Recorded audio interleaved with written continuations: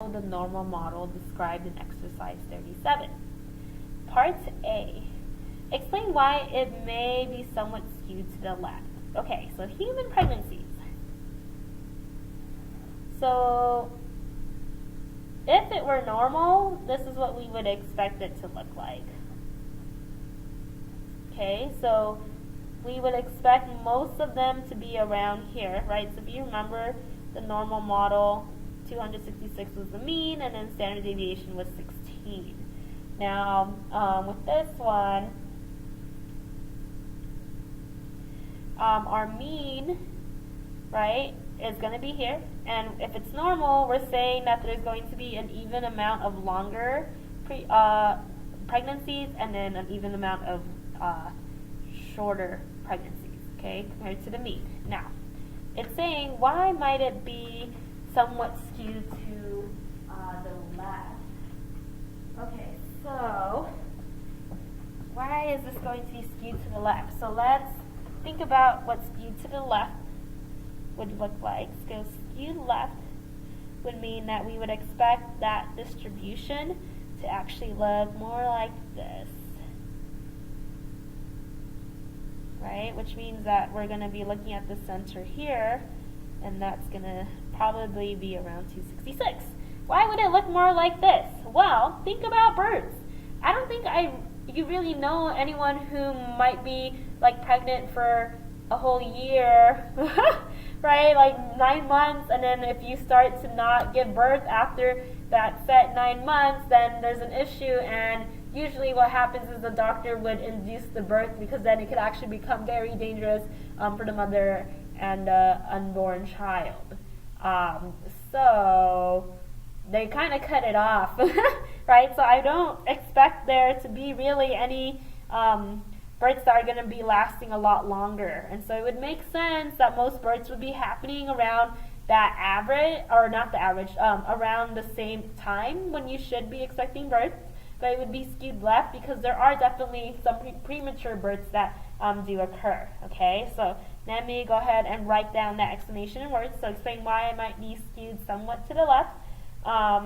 There are more premature births than there are long pregnancies, basically.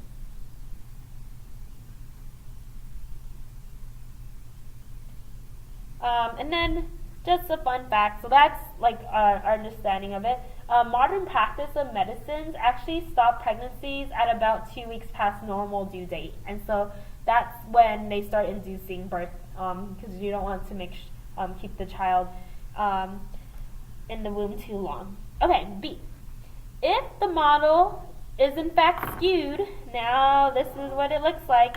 Does that change your answers to part A, B, and C of exercise 37? Now, let's go back to A, B, and C. So if it were skewed, right, then we don't actually have this normal model. So yeah, we cannot actually calculate this. And the same thing for B, because I use the same model. It's not normal, it's not symmetrical, it's skewed. So it's not going to have this normal model. And so for A and for B, right, we are going to say yes, it will change because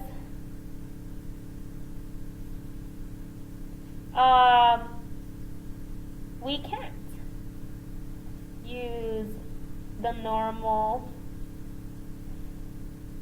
model when the data is skewed. Right, because this is about all pregnancies. Okay, now it's actually going to be a different story for part C. Okay, so let's go to part C. Now, part C is when we talked about a actual sample, right? Where now we have n is 60, and now we want to do a sampling distribution. Now, that means what happened here is that you took one sample of 60. So let me show you a picture to help illustrate the problem. So basically, we took a sample of 60 maybe it looked like this, and then we found the mean, right? And so that's where the mean is located at the center of the distribution. Then you took another sample of 60, and then you found that mean. So here's my sample mean.